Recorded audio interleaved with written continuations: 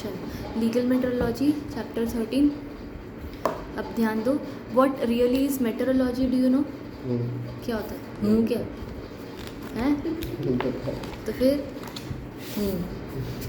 अब ना जब हम मेट्रोलॉजी की बात करते हैं ना, you know the metric system, ऐसा सुना है मेट्रिक सिस्टम होता है, या मैथ्स में देखा था मैट्रिक्स, राइट? क्या होता है मेट्रिक सिस्टम? मल्टीप्लिकेशन सिस्टम नहीं, मेट्रिक सिस्टम याद है? नहीं पता। चलो, मैट्रिक्स क्या होते हैं ना, जब हम मैट्रिक की बात करते हैं हम स्पेसिफिकली बोलते हैं कि इन दैट केस कोई चीज़ किस यूनिट में डिनोट हो रही है, किस units in the sense kilos में है, ग्राम्स में है, पाउंड्स में है। अगर कोई जगह है तो वो जगह किलोमीटर्स में है, माइल्स में है, राइट? अगर आपको कोई तरीके से क्वांटिटी को डिफाइन करना है, अगर उसको ग्राम्स में दोगे क्या करोगे, राइट? तो हर प्रोडक्ट का एक मेट्रिक होता है कि भाई ये प्रोडक्ट इस टाइप पे डिनोट होगा। अगर कोई किसी चीज़ का अगर मान लो इलेक्ट्रिसिटी है तो वो एम्फियर्स क्या नहीं है, करेक्ट? तो हर चीज़ का एक डिनोट होता है। अब लीगल मेट्रोलॉजी क्या बोलता है ना कि जब भी मान ले अगर तूने यहाँ से 10 किलो 10 kgs मैंगोज़ भेजे बाहर, ठीक है, और बाहर वो लोग है ना केजीज में बात नहीं करते, वो लोग पाउंड्स में बात करते हैं, करेक्ट, या आउंसेस में बात करते हैं। तो अभी वो पाउंड्स या आउंसेस में अगर मैंने कन्वर्ट किया तो हम चेक करेंगे कि 10 kgs हाउ मच पाउंड्स, या 10 kgs हाउ मच आउंसेस, ये करोगे तो क्या होएगा पंगा, बाद में कर लियो, ध्यान दे पहले। तो इससे होगा क्या, ये सारे सुना कुछ अब तक? क्या मैट्रिक्स होता है कि हम किस चीज़ को कैसे डिनोट करते हैं। अगर हमने यहाँ से 10 किलो भेजना है तो उधर जाके पाउंड में कन्वर्ट होएगा, राइट? तो जब आप ये कन्वर्जन करोगे तो वो डेसिमल में होएगा, और ऐसे यार ऐसे थोड़ा थोड़ा डेसिमल्स में तो बहुत सारे पंगे आ सकते हैं। आपका 10 kgs आपने यहाँ से भेजा, पर वहाँ जाके जब आपने देखा तो because it was converted into pounds और व्हाट, तो वो 8 kg ही दिखा रहा है या 9 ज़्यादा दिखा रहा है, एक्सेट्रा, करेक्ट? तो डिफरेंस आ सकता है। ये प्रॉब्लम है ना, वैसे इतनी बड़ी नहीं लगती है, बट अगर आप इंटरनेशनल ट्रेड देखोगे जहाँ पर इतना ज़्यादा हम ग्लोबली ट्रेड को एनकरेज करते हैं, ये प्रॉब्लम बड़ी साउंड होती है। इसलिए ही उन्होंने बोला कि हम मेट्रोलॉजी यानी कि मेट्रिक सिस्टम को लीगलाइज करना चाहते हैं, जिसमें एक स्टैंडर्ड मेट्रिक सिस्टम हो। आया समझ? ये पूरे चैप्टर में इतना ज़्यादा कुछ खास बात नहीं हो रही है, सिर्फ इतनी सी बात हो रही है कि हम लीगल मेट्रोलॉजी के अंदर मेट्रिक सिस्टम को स्टैंडर्डाइज करेंगे। उसके अंदर हमने क्या बनाया कि हम एक लॉ बनाते हैं जो ग्लोबली सब लोग रिकॉग्नाइज करें। अगर कोई चीज़ अगर किसी का वज़न के हिसाब से भेजनी है तो वो किलोज़ में अगर जा रही है या पाउंड्स में जा रही है तो आप उसको किलोज़ या पाउंड्स में ही नाप के भेजोगे, और वो चीज़ सब जगह पर एक्सेप्टेबल होगी। मतलब अगर आपके यहाँ पर पाउंड्स यूज़ नहीं होता but globally accepted the unit of measurement is pounds, तो आप उसके ऊपर पाउंड्स को कैलकुलेट करके, पाउंड्स में कैलकुलेट करके पाउंड्स का लेबल लगाकर वो भेजोगे।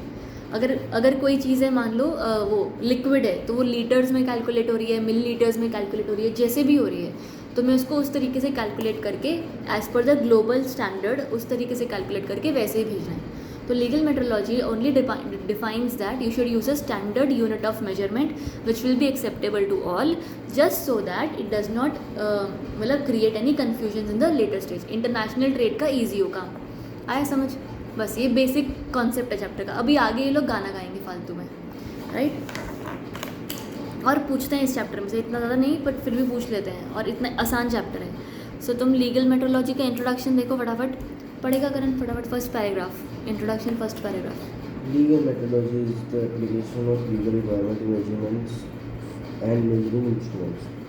Very often small error in either directions average out over a large number of measurements, but wise errors can create considerable financial तेरे को समझ आ रहा है तो क्या पढ़ रहा है? समझ नहीं आ रहा। अब इसमें उन्होंने इंट्रोडक्शन में क्या बोला, जब भी हम लीगल मेट्रोलॉजी की बात करते हैं तो फिर हम लोग ना दो तरफ से बातें करते हैं। पहला, लीगल रिक्वायरमेंट टू मेजरमेंट्स, एक चीज़ की यूनिट ऑफ मेजरमेंट का हम लोग क्या बात कर रहे हैं, मेजरमेंट जो मैंने तुमको बताया।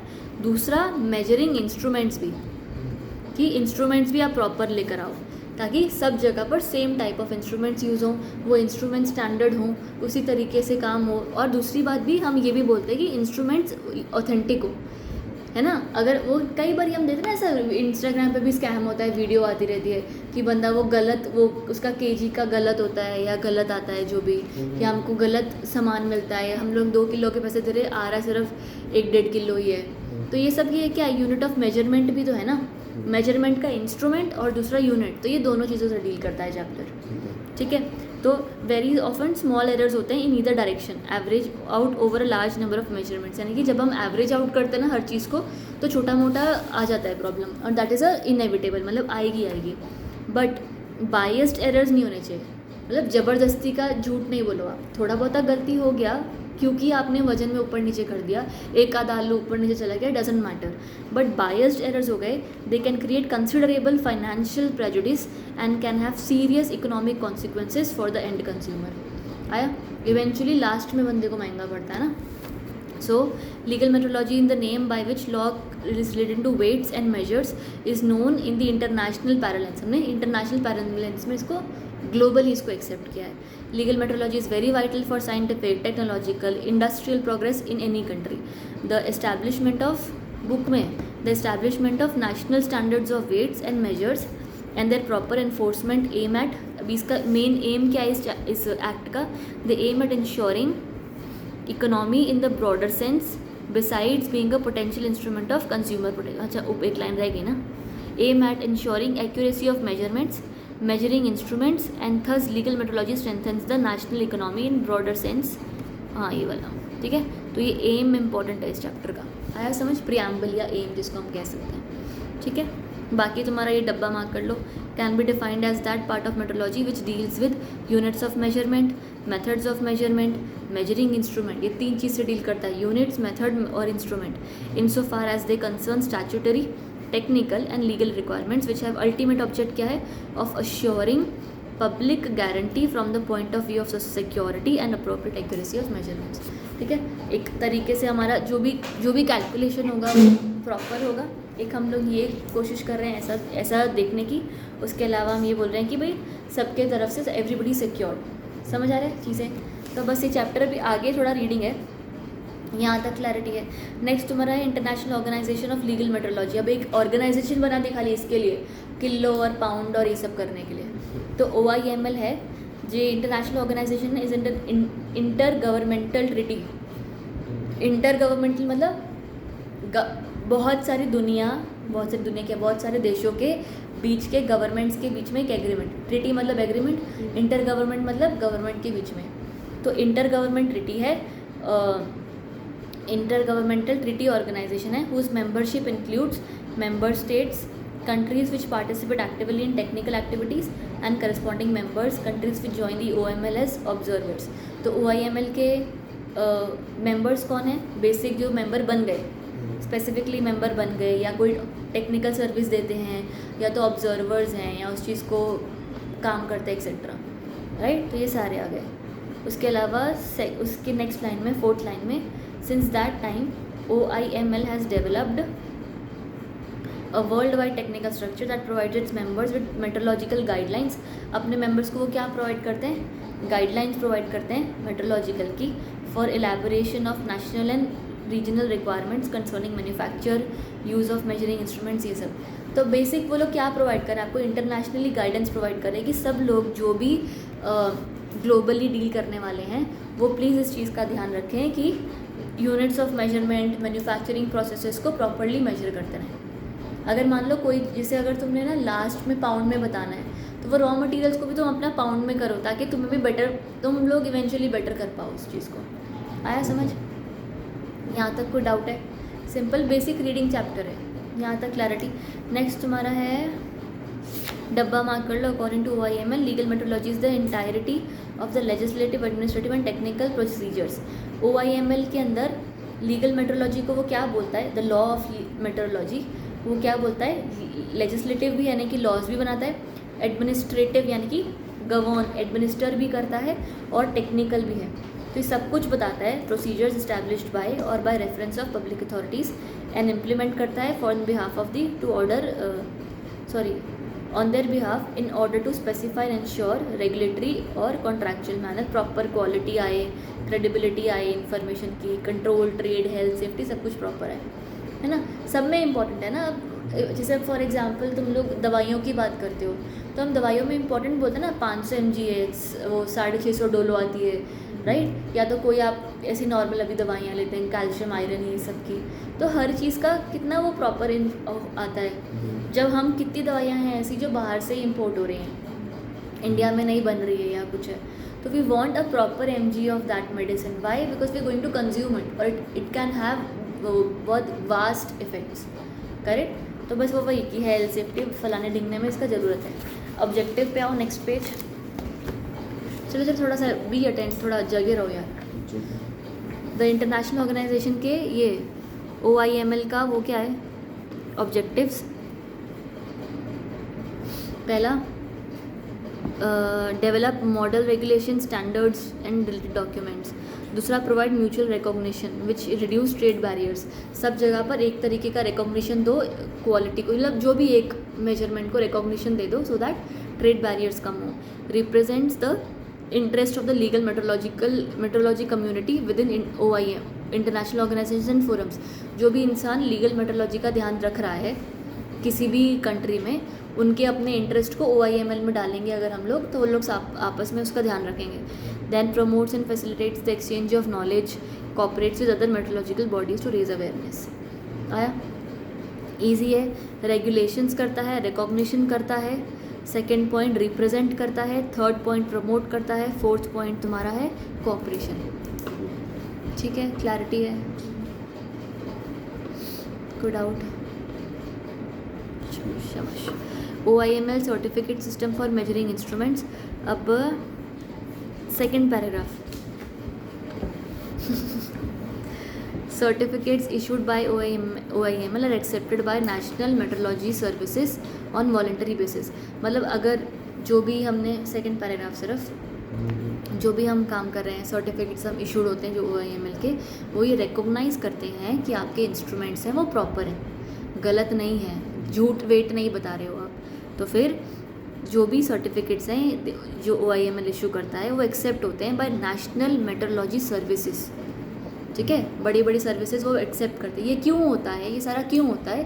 क्योंकि जैसे मान लो तुमने कोई गुड्स इंपोर्ट किए, तो वो लोग वहाँ पर उसको वे करेंगे।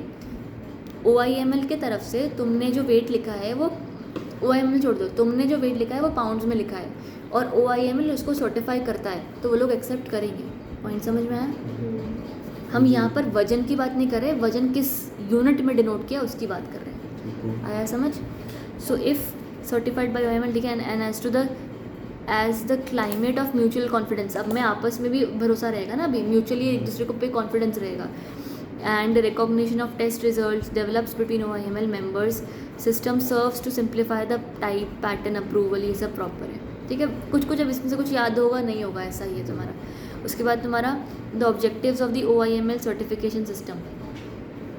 यहाँ पर इसके ऑब्जेक्टिव है तुम्हारे, पहले वो OIML के ऑब्जेक्टिव थे, ये OIML के सर्टिफिकेशन सिस्टम के ऑब्जेक्टिव हैं। ठीक है, इजी है, इस लैंग्वेज में मत लिखना, इजी है। फर्स्ट लैंग्वेज है हार्मनी, ग्लोबल हार्मोनाइजेशन, आपस में सबको एक जैसा कैलकुलेट करने मिलेगा।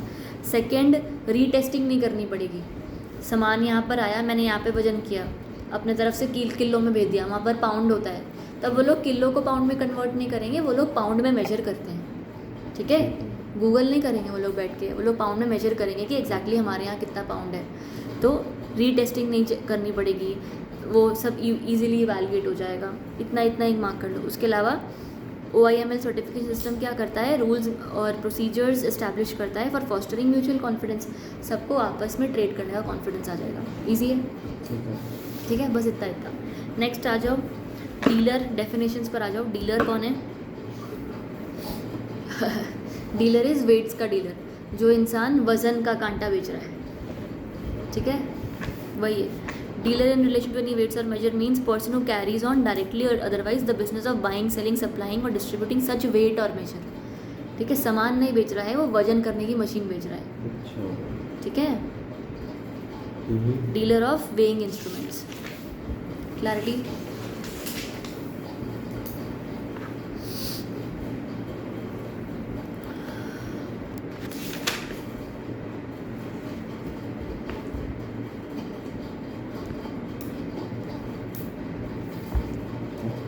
इम्पोर्ट आता है, लीगल होता है, लीगल मेथोडोलॉजी। एक्सपोर्ट इम्पोर्ट आता है। लेबल क्या होता है? लीगल वो होता है जो नाम लिखाता है। तो उसमें प्रॉपर वो वाला लेकिन लिखा होगा जो बाहर एक्सेप्ट हो रहा है। इंडिया के अंदर जो हम लोग को बिक रहा है और बाहर जो जा रहा है ना, वो लेबल में फ़र्क हो सकता है, होता है एक्चुअली, है ना। हम अगर यहाँ से दुबई भेज रहे हैं तो पक्का उस चीज़ को उर्दू में भी लिखा होगा या जो भी अरबिक में लिखा होगा। आया समझ? भेज रहे हैं फिर बाहर से आ रहा है, बाहर से आ रहा है तो उर्दू अरबिक में लिखा होगा। नहीं नहीं, बाहर से आ रहा है अगर तो उर्दू में लिखा ही होगा या अरबिक में लिखा ही होगा, पर इंडिया के लिए इंग्लिश में भी लिखा होगा। हम यहाँ से बाहर दुबई भेजेंगे तो हमें अरबिक में लिखना पड़ेगा। पॉइंट समझा?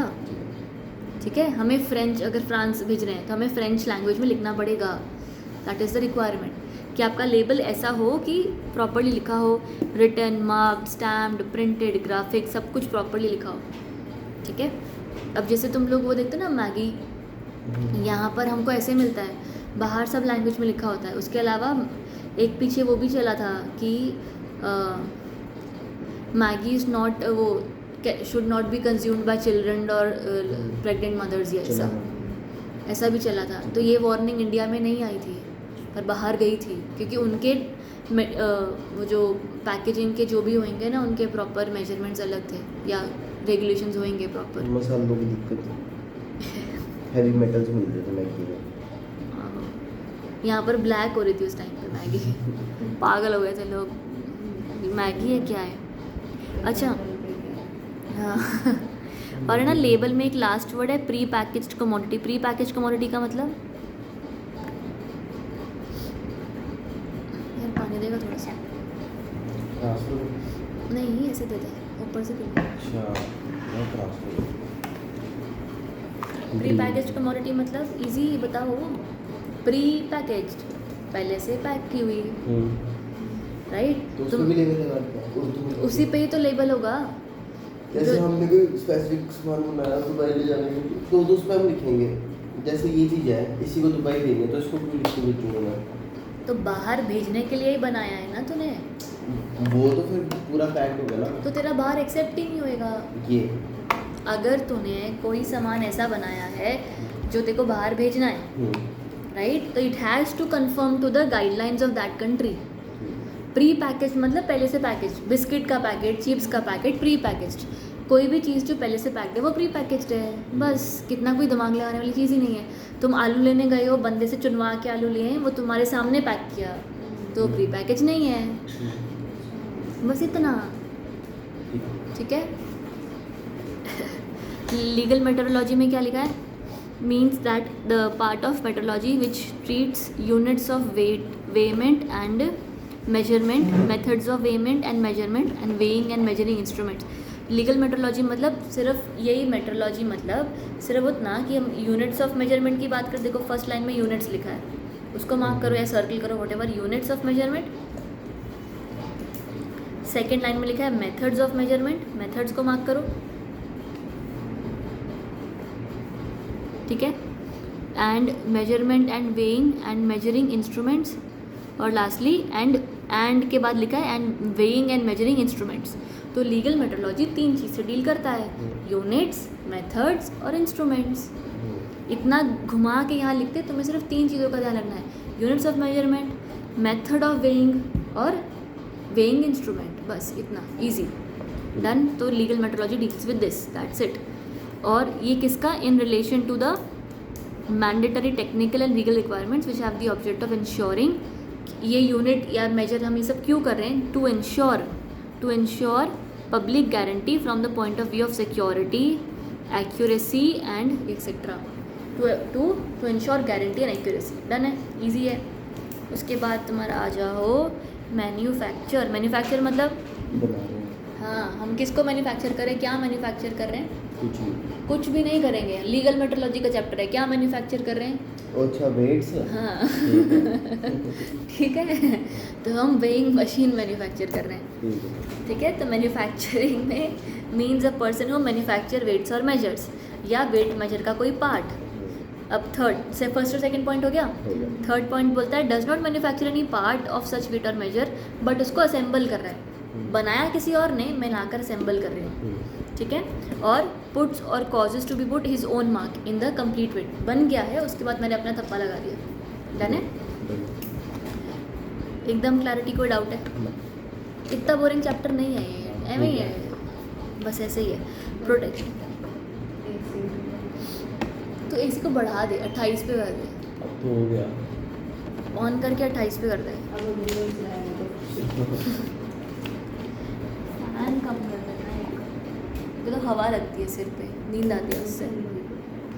मैं तो ठंडी हूँ तो हवा रखना है वाला नहीं, मेरे को तो नहीं पसंद है, मेरे को ऐसा लगता है जब पक्का चलता है तो आंखें बंद होती हैं आँख पे लगती है हवा और बंद होती है ऐसे। तो मैं तो स्लो फैन में पढ़ती थी जब पढ़ती थी, जब अब तो प्रोटेक्शन, किस चीज़ की प्रोटेक्शन हो रही है यहाँ पे? वेट की मेजरमेंट्स नहीं, वो बंदे जो वेट पे रिलाई करके सामान खरीद रहे हैं उनकी, समझ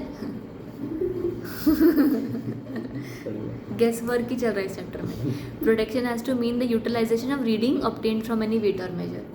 अब तुमने कोई सामान खरीदा, उस सामान पे लिखा है कि ये सामान 5 किलो का है, तो फिर you should be protected from the fact that कि तुम जो भी सामान खरीद रहे हो उस पर सही वेट लिखा हो। स्पेसिफिकली अगर तुम दवाइयों की बात करो तो बहुत ज़रूरी हो जाता है, तो वही लिखा है।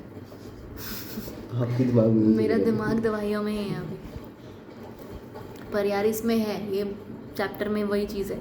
तो as to mean the utilisation of reading obtained from any weight or measure for the purpose of determining any step which is required to be taken to safeguard the well-being of any human being, animal, ये सब है ना, सबके लिए वो चीज़ important. And to protect any commodity, vegetation, ये सब देखो, सब कुछ लिखा है। देखो वेजिटेशन को भी प्रोटेक्ट करना है, कैसे? अब मान लो कोई फर्टिलाइज़र है और वो फर्टिलाइज़र पर लिखा हुआ है कि इसमें इतना % ये चीज़ है, इतना लीटर ये चीज़ है, इतनी लीटर वो चीज़ है, और तुम उसको उसको उस पर रिलाई करके आगे अपने क्रॉप्स में छिड़क रहे हो या जो भी कर रहे हो, पर मान लो बाहर वेट गलत लिखा होगा तो तुम्हें नहीं सही लगेगा ना, नहीं समझ आएगा। ऑन द कॉन्ट्ररी, अगर मान लो वेट सही लिखा है पर लिखा पाउंड्स में, अपने को फिर भी नहीं समझ आएगा, तो लीगल मेट्रोलॉजी के हिसाब से वो प्रॉपर एक्सेप्टेड में होना चाहिए। आया समझ है? प्रॉपर है। प्री पैकेज कमोडिटी पढ़ो फटाफट, क्या होता है तुमको पता लग गया अभी। पैक हो रही है जब तुम वहाँ खरीदने को नहीं थे, ठीक है, पढ़ो, ठीक है? नहीं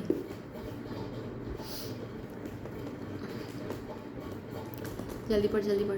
देखो वीडियो शॉर्ट बनानी है, अगर वो वेट वो देख के घबरा जाते हैं, इतनी लंबी वीडियो में देखनी पड़ेगी, नीचे इधर वन शॉट और क्या देखनी पड़ेगी, नहीं देखी तो नहीं चलेगा। तीन सारे चैप्टरों की वन शॉट वीडियो बना दो। हाँ, रिविजन से पहले, पेपर से पहले पढ़ी, तो ये तो लंबी वीडियो है ना, वन शॉट देख के तेरा हो गया। बना देना। ये वन शॉट नहीं है ना, लेकिन वन शॉट तो सच में फटाफट होती है। तो आप बना देना ना, ठीक है। सर्कुलेट बना देते हैं। पर्सन माने पढ़ो फटाफट, क्या होता है पता है तुमको यार? हाँ जल्दी ठीक जल्दी, है, person- कंपनी सारा कुछ पर्सन ही होते हैं। इंसान नहीं होता है पर्सन, अरे कंपनी सारा कुछ सारा कुछ। लीगली जो भी है पर्सन होता है। हाँ, प्रेमाइसेस जहाँ पे मैन्युफैक्चर हो रहा है, या वेयर हाउस है, या स्टोर है, या जो भी, सब कुछ वही देखो फटाफट और आगे आओ। पढ़ लिया तूने? 4th पॉइंट क्या है? 4th पॉइंट है डॉग एंड हाउस। बस हो गया, पढ़ लिया ना तूने? अच्छा रे, क्या है डॉगिंग? dwelling house if any part thereof is used for the purpose of carrying on any business। dwelling मतलब जहाँ पर आप रहते हो, या आपका रेजिडेंशियल हाउस। अगर वो घर तुम्हारा लेकिन बिजनेस में यूज़ हो रहा है तो ठीक है। उसके अलावा व्हीकल, वेसल और any mobile device with the help of any transaction business carried on. Food trucks हो गया मान लो, तो वो सारा कुछ। रिपेयरर कौन? जो रिपेयर करता है। किस चीज़ को? वेट्स को। हाँ शाबाश। सेल कौन कर रहा है? हाँ वही लिखा है देखो, means transfer of property in any weights measures और other goods by 1% to another for cash और डेफर्ड पेमेंट, ठीक है, और एनी अदर वैल्यूएबल कंसिडरेशन। देखो लेकिन ध्यान रखना है इस चीज़ को कि यहाँ पर sale of only weights measures नहीं है, अदर गुड्स भी है, ठीक है। ध्यान रखना, ऐसे ज़बरदस्ती हाँ मत करो, रो मत, पढ़ लो ढंग से। कितने पेज रह गए? 2-3 10 से मेरे 3 ही है, चलो ये है। चलो। कुछ करते हैं इसमें भी कट करवा लोगे? हाँ कुछ खास नहीं है ज़्यादा, मतलब कट नहीं, पढ़ने को ज़्यादा नहीं है। ये थोड़ा दिमाग छोड़ करो जल्दी। हाँ चलो चलो फटाफट ख़त्म करते हैं, और बस 20 मिनट और चैप्टर ख़त्म हो जाएगा। थोड़ा बस जगे रहो खाली। सील मतलब कुछ नहीं होता पा, हाँ कप्पा। Which is a stamp is made ब्ला, ठीक है। स्टैम्प माने जो बनी होती है सामान के लिए। वो मार्क, ठीक है। सील मतलब देख यहाँ पे लिखा है by which a stamp is made.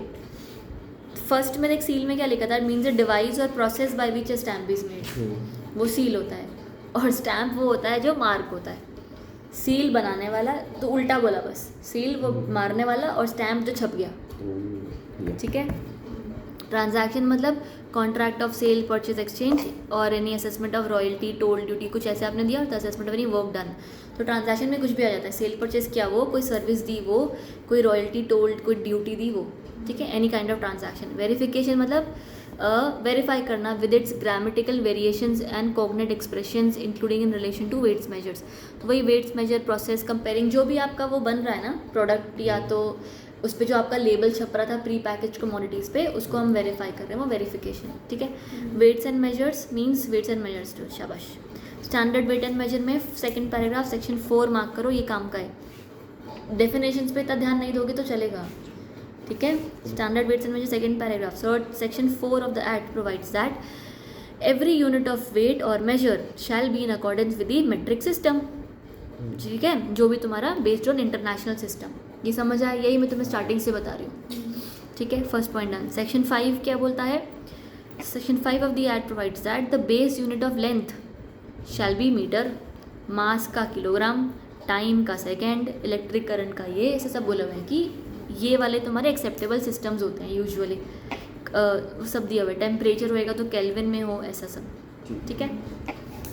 Section 6 states that the base unit of numeration shall be in the unit of the international form of Indian numeral. Every numeration shall be in the accordance with the decimal system. Proper decimal system, decimal multiples and जो भी तुम्हारे decimal system के हिसाब से होना चाहिए। Numerals यानी कि जो भी नंबर्स होंगे वो डेसिमल सिस्टम के हिसाब से होना चाहिए। डेसिमल है तो उसको वो पूरा मत करो। डेसिमल सिस्टम, और सिस्टम क्या है वो तुम्हें जानने की जरूरत नहीं है, ठीक है। एज पर section 7 the base unit of weights and measures specified in section 5 shall be standard unit of weight and measures. Base unit यानी कि जो भी तुम बेसिकली यूज़ करते हो, बेस यानी कि बनाने से पहले भी सारा, वो स्टैंडर्ड यूनिट में यूज़ करो सब कुछ। मतलब अगर तुमने कोई सामान बनाया है, उस सामान को बनाने में मेरे पास 5 किलो आटा लगा, तो ठीक है, तो अगर इंटरनेशनल भी किलो है ना, तो तुम चॉकलेट बना रहे हो तो उसमें से 2 ग्राम चॉकलेट, ये इतना वो तो वो बेसिक वाले को भी उसी में ही स्टैंडर्ड, वही स्टैंडर्ड वाले में ही होना चाहिए। पॉइंट नहीं समझे? जैसे कि कैसे बताऊँ मैं, देखो एक होता है वेट का एक मेजर होता है आउंसेस। एक बिस्कुट बनाया, हाँ तो यह पूरा बिस्कुट का पैकेट है 4 ग्राम का, चल किलो का करते हैं, मान ले इजी करते हैं। 1 किलो का बिस्कुट का पैकेट, हाँ, जो उसमें सा आटा यूज़ हुआ था वो हुआ, एक सेकंड रुक जाए, उसमें क्या क्या यूज़ हुआ? आटा यूज़ हुआ, मैदा यूज़ हुआ, मैदा भी डाल दिया, ठीक है, मैदा डाल दिया, और चीनी डाल दी, जीरा और नमक भी डाल दिया, जीरा भी डाल दिया, हाँ नमक भी डाल दिया, बस सर नमक भी डाल दिया, तो बन गया अच्छा स्वाद बिस्किट बन गया, ठीक है। ये सब डाल दिया, किलो का पैकेट तूने बना दिया। हाँ। इसमें तूने आटा कितना यूज़ किया? आटा लगा लो, किलो है ना तो 500 ग्राम आटा डाल दो। शाबाश, 500 ग्राम तूने आटा यूज़ कर दिया, राइट। हम्म। पर मैंने क्या कर दिया, इसमें मैंने यूज़ किया है 780 आउंसेस ऑफ आटा। फिर समझ दिक्कत आएगा? पड़ गई।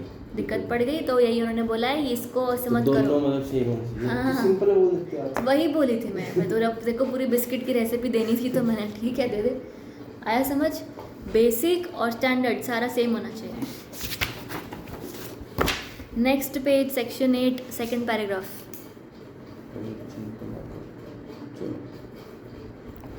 It provides that any weight or measure which conforms to the standard unit of such weight or measure and also conform to such provision section 7 is applicable। मतलब वही सारा के जाने दो, छोड़ो, मत बात करो,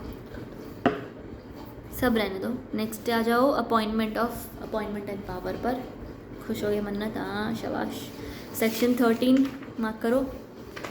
Section 13 of the Act empowers the government to appoint a director of legal metrology, additional director, joint director, deputy director, assistant director, सारे अपॉइंट कर दिए हमने. ये सेंट्रल गवर्नमेंट अपॉइंट करेगी बात. हाँ, and other employees for exercising the powers and discharging the duties of under this act. ठीक है, इतने सारे बंदे अपॉइंट हमने किए खाली वजन वाले में. उसके बाद तुम्हारा आया डब्बा, रीड कर लेना. उसके बाद next paragraph, the director, the controller and every legal metrology officer, ध्यान से पढ़ो, authorise to perform any duty by और under this act shall be deemed to be a public servant within the meaning of this section. ठीक है, full stop. No suit, उसी line में लिखा हुआ है, नो सूट प्रोसिक्यूशन और other legal proceeding shall lie against the director. उनके खिलाफ कोई केस नहीं होएगा. And a legal metrology officer authorise to perform any duty in respect of anything which is in good faith done by them. ठीक है, अगर उन्होंने कोई काम किया है और वो गुड फेथ में किया है तो उनके ऊपर कोई केस नहीं किया जाएगा. ठीक है. Full stop. नेक्स्ट आ जाओ, सेक्शन 14 नेक्स्ट पेज पर डब्बे में लिखा हुआ है. Section 14 of the Act provides that the state government may by notification appoint a controller of legal metrology. ये स्टेट गवर्नमेंट अपॉइंट कर रही है, वो सेंट्रल गवर्नमेंट कर रही थी. ठीक है, कंट्रोलर, जॉइंट कंट्रोलर लिखा है.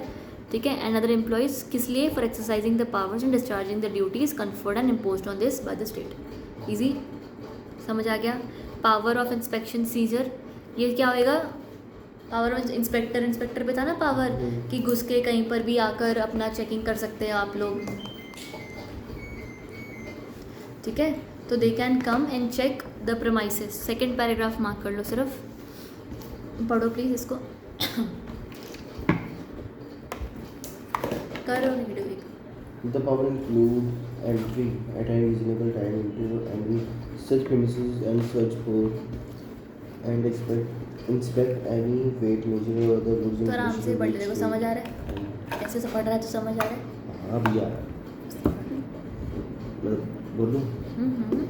And was has taken place or is intending to take place and any for register or other document written thereto. The power also include seizure of क्या हो गया? हाँ पढ़. The power also includes seizure of any weight measure or other goods and any record register or the document or article which he has reason to believe may furnish evidence indicating that an offence punishable under the act has been likely to be committed. हाँ, ये वही है कि कोई भी document जब्त कर सकते हैं जिन पे उनको शक है. कहाँ पर से जा रहे हैं जब्त करने? ये उस पे प्रीमिसेस पे जहाँ पे भी ये सारा कुछ हो रहा है. क्या हो रहा है? जो काम है ये ऑफ वेट्स एंड अदर कुछ नहीं है. तो वेट्स एंड मेजर की जहाँ पर वो हो रहा है, मैन्युफैक्चरिंग हो रही है या प्रोसेसिंग हो रही है या असेंबलिंग हो रही है, वॉटेवर हो रहा है, वहाँ पर लोग जा सकते हैं अगर उनको लगता है they have reasons to believe कि वो पंगा कर रहे हैं. और they can collect any evidence which they can collect anything which seems to be an evidence, right? Then a next paragraph, where any goods seized are subject to speedy or natural decay. जो सामान seize किया है वो ख़राब होने वाला है, तो director, controller, legal metrology officer में डिस्पोज ऑफ, वो बेच सकते हैं उस गुड्स को in such manner as may prescribed. और एवरी सर्च और seizure made under this shall be carried out in accordance with the CRPC. Done है. सेकेंड, अगला 4 फीचर, 2 लाइन्स मार्क करनी है. एवरी नॉन स्टैंडर्ड और अनवेरीफाइड, है ना? वेरीफाइड भी नहीं है प्रॉपरली, मतलब चेक्ड भी नहीं है, और स्टैंडर्ड के हिसाब से नहीं है. तो उसको फॉरबिट कर लेंगे, मतलब रख लेंगे. एंड एवरी पैकेज यूज्ड और measure and every package used in the course of और in relation to any trade और commerce seized under this shall be liable to be forfeited to the state government. जो seize की गई है उसको forfeit कर देंगे. ठीक है, वापस नहीं देंगे. मतलब मैन्युफैक्चरर को बोला गया है कि सारे रिकॉर्ड्स मेंटेन करो. हेडिंग मार्क कर ली, बस बहुत है. What is pre packed commodity, second paragraph, second डब्बा. जो पहले से बनी होती है. हाँ पढ़ लो फटाफट, रीड करो उसको. अब क्या है डेक्लेरेशन, ये बना था क्या पढ़ा? Declaration on pre packaged commodity. ये आसान है, कुछ नहीं है क्या, तुम देखते हो ना प्री पैकेज कमोडिटी, तो उस पर चीज़ें लिखी होनी चाहिए, लिखी हुई चाहिए। राइट। तो ये वही दिया है, states that no person shall manufacture, import, pack, sell, distribute बिना वो चीज़ें लिखी हों। तो सेक्शन 18 मार्क करो, ये पढ़ लोगे तुम। और इधर मार्क करो रूल 9 क्या बोलता है, such declaration it provides that declaration is required to be made on the packaged under these rules shall be legible, पढ़ी जानी चाहिए, सामने होनी चाहिए, प्रोमिनेंट होनी चाहिए, न्यूमरल्स अगर कोई है तो नेट क्वांटिटी उसकी प्रॉपर डिक्लेयर होनी चाहिए। फिर ये छोड़ दो, उसके बाद second point, no declaration shall be made so as to require it to be read through any liquid commodity contained in the package. ये ध्यान से पढ़, समझ आया हूँ क्या? No declaration shall be made so as to require it to be read through any liquid commodity contained in the package. क्या मतलब हुआ इसका? लगा ठीक है, आपने सही बोला। क्या मतलब क्या है इसका? अजीब सा है बहुत, ये लाइन लाइन में कभी समझ नहीं आ रही, इसलिए आपको no declaration shall be made so as to require it to be read through any liquid commodity contained. छोड़ो, कट मारते हैं। अरे कुछ नहीं है, इसका मतलब है कि अगर मान लो तुम्हारे पैकेज पे कुछ लिखा हुआ है, ठीक है, और वो है, और वो सेम अंदर वाले पैकेज में भी लिखना चाहिए। कैसे समझा? जैसे कोक पॉप की डब्बी होती है, मैं वही बोलूँ, कोक का मान ले, कोक की बॉटल है, उस पर लिखा है कुछ और वो ये लिखा है container है। वाइट कलर से, प्लास्टिक के ऊपर लिखा है वाइट कलर से, और वो तुम्हें प्रॉपरली नहीं दिख रहा है। पर अगर उसमें कोक होगी, अगर उसमें कोक होगी, यार नीचे वाला बटन दबाना ना, ऐसे मैंने वाला। नहीं देखा, अभी वो करेगा वापस, तो साइलेंट कर ले। तो अगर उसमें कोक होएगी तो पढ़ पाओगे, कोक नहीं होएगी तो नहीं पढ़ पाओगे। तो उन्होंने लिक्विड के थ्रू पढ़ पाओ वैसा नहीं होना चाहिए, वैसे भी पढ़ पाने चाहिए। तो समझ आया मतलब कि नहीं आया? ठीक है, ठीक है। पक्का? हाँ हाँ। हाँ, कि मतलब वो कोक होगी अंदर तो ही पढ़ पाओगे, ऐसा नहीं होना चाहिए। पर ऐसे ही होता है। हाँ, वो ऐसे लिख देते हैं ना, ऐसे गड्ढा करके रुपीज इतना, फिर ऐसे कोक उल्टी करो फिर दिखता है वो। पर वैसा नहीं होना चाहिए। तो फिर बाद में अगर तुम्हें कभी पढ़ना हो, कोक खत्म हो गए तो देख ही नहीं पाओगे या कुछ ऐसा दिखता होगा। यार रुपीज वगैरह कहाँ लिखा होता है? कोक हाँ, ऊपर लिखा नीचे होता है, लिखा होता वैसे है। गड्ढा गड्ढा करके लिखा होता है। नीचे नहीं लिखा होता, जो कैन होता है। ओ भाई, कैन की बात नहीं कर रहा, प्लास्टिक बोतल की बात अच्छा, कर रहा हूँ। बोतल पे उस साइड पे जो ऊपर ऊपर लिखा होता है हाँ। तो दिखता नहीं ना, जब कोक उल्टी करते हो तब दिखता है वो।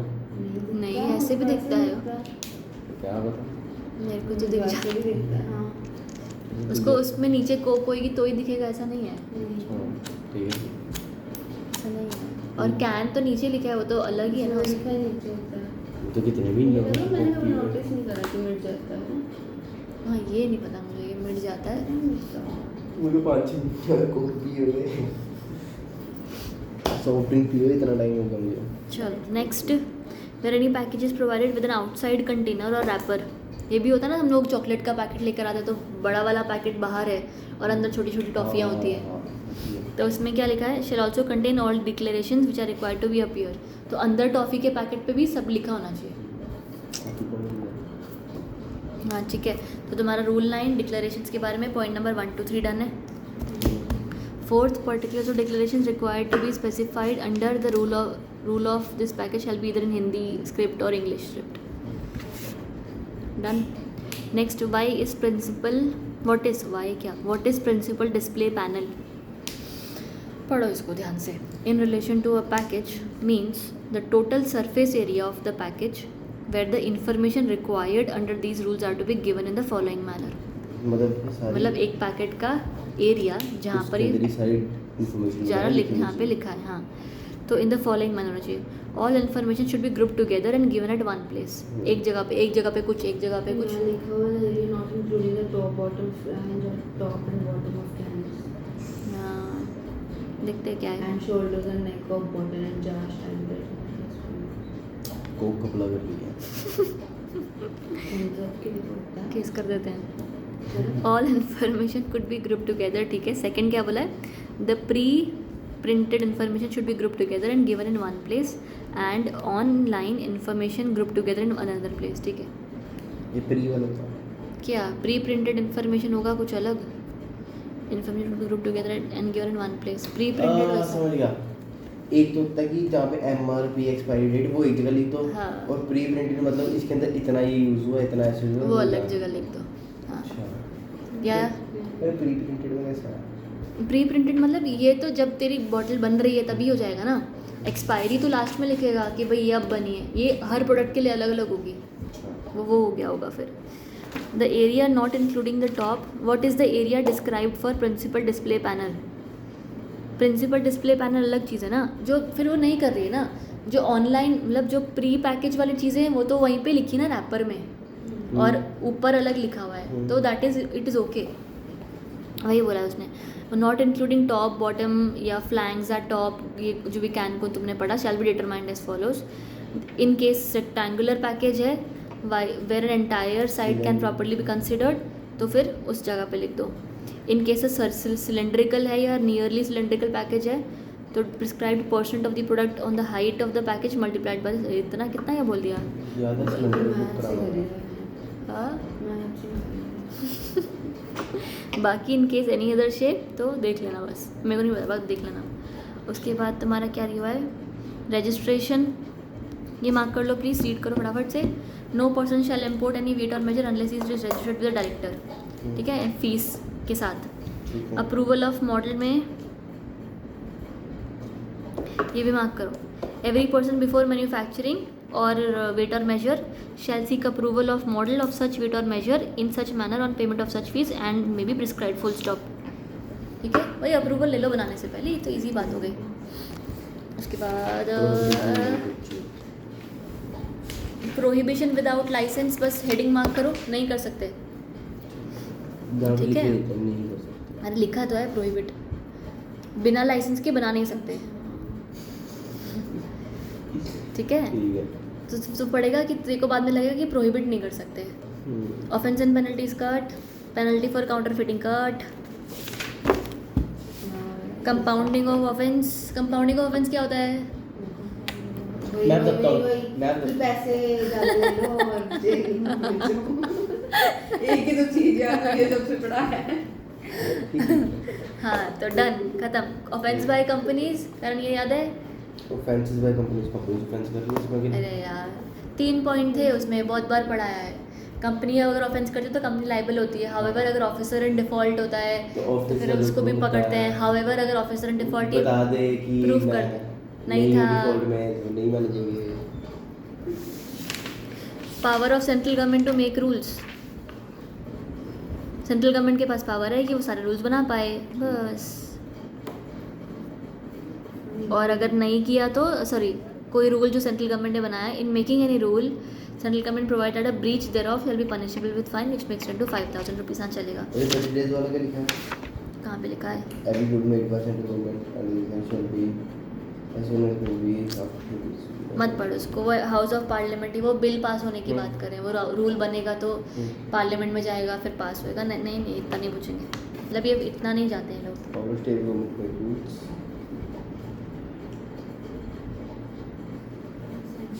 डन, यहाँ तक आ गए।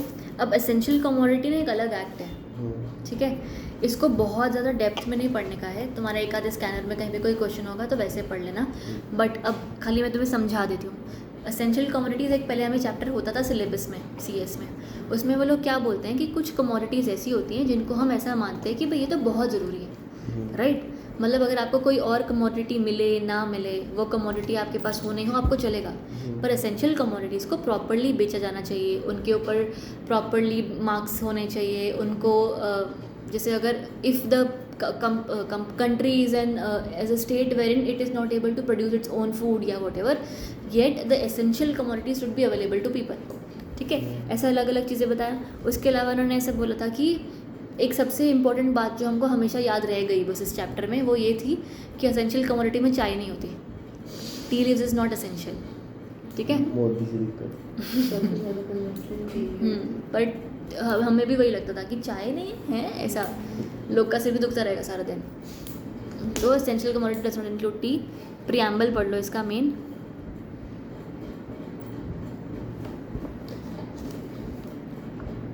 क्योंकि बाकी उन्होंने कुछ बताया नहीं है, प्रीएम्बल ही काम का है।